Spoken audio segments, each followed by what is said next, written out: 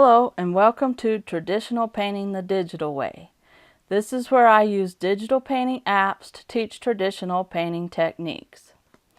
This is part 5 of my Midnight Mission series, and in this video we're going to work on adding the vegetation around the mission and putting in the old dead tree.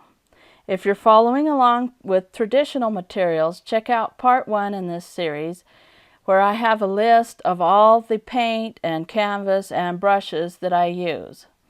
We're going to be using Infinite Painter for Android, and we're going to go ahead and start working a little bit on the stars. I want to refine the stars just a little bit more and make them less blotchy looking and a little bit more like fine pinpoints of light in the sky. So I'm going ahead right here and using a little bit of the sky color to cover up the white on the star on the right side, and then using the Mirondo brush just to add a little bit more purplish cloud cover here. And if you're doing this traditionally, you just have to go back and use some of your sky color and your cloud color and just paint over it again. So I'm just refining the look of the star right there, just making it look like it's got little rays coming out on it, and I'm working on several different ones, but we don't want to do all the stars, just a few stars to sort of show an indication of the brighter stars. And just go ahead and use your white with cadmium yellow light, and you can use your script brush, probably your long script brush, to do this. And just go ahead and find some places that you think will look good in the sky and go ahead and just brighten those stars up a little bit. So the next thing that we need to do is work on the bushes around the mission, and we want to start with the old dead tree. And so we need a grayish mixture here, and you can probably take some burnt umber and some ultramarine blue and put those together with some white, and it makes kind of a gray mixture. Throw in a little purple maybe, and go ahead and make the trunk of your old dead tree, and then start making snags and old branches coming out from your tree. And this is probably an old pinon tree, so it's going to have real jagged branches coming out, and you can use your script brush for that, or just set your Leo brush or Angelo brush on really small and go ahead and make jagged, crooked lines here for the branches, and just try to make interesting pockets of space. And what I mean by that is negative space. Negative space is the spaces that are in between the branches, where there's nothing there, but you can see the background through it. And that's really important for your painting, because you want interesting negative space for your composition. If you make everything just evenly spaced or perfectly symmetrical, it just won't look right with an old dead tree like that. So you want to try to make just really crooked and jagged branches so that it leaves an interesting shape and from the background, so you can see the background through a very interesting shape. That's the idea of what you're trying to do with negative space.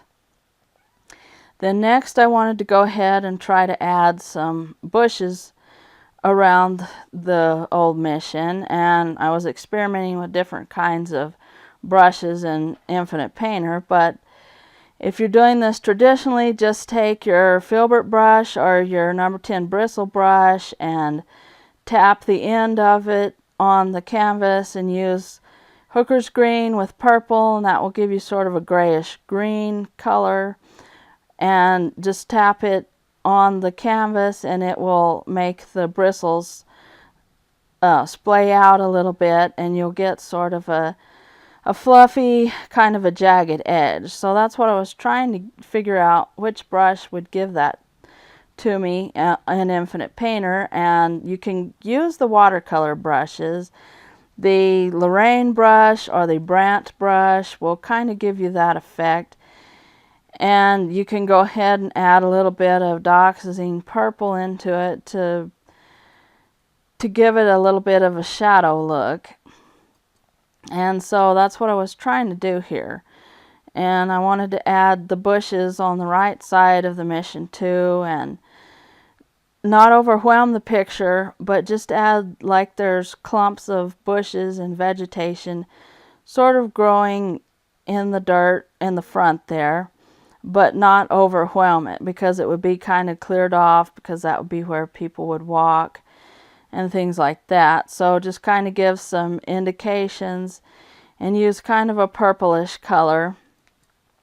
And you can go ahead and make them sort of interconnect in sort of a zigzag shape. You want them touching, and that just helps with the composition, because then you don't have big empty spaces where there's something missing or something, and it just kind of gives it a better look for the composition. And so I'm still experimenting here, and I decided to use the Pollock brush and mess around with the jitter and the spacing, and that kind of started giving me the look that I wanted.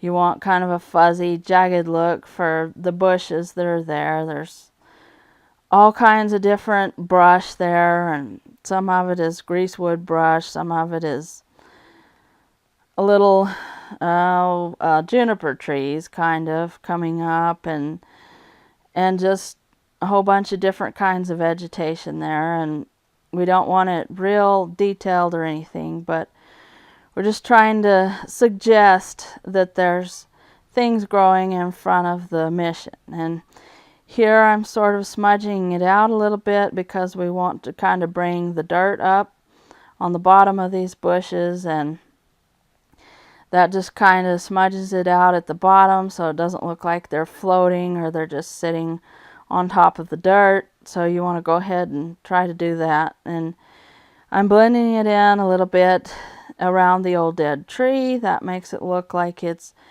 growing out of a bunch of brush there. And so you can go ahead and try to add a little bit more of a lighter color if you want to there. And I was sort of erasing it out, because I thought I had too much brush there. So I got the eraser and put it on the Pollock setting, and just kind of erased the bottom of the tree there, and just to make it look like it's in the brush and that there's dirt up against the bottom of it. And that just kind of helps set your vegetation down into the picture and makes it look more realistic. And then I went back and added a little bit more of the bushes in, and added some green on top of it a little bit, just to add a highlight kind of, but we don't want it real bright green. So you would take Hooker's green and dioxazine purple and just throw in some white, mix them together, and that will give you your highlight. So this is the end of part 5 of our Midnight Mission series. And in the next part, we're going to do more detail work on the mission and try to add in the doors and the windows and just get a whole lot more detailed with it.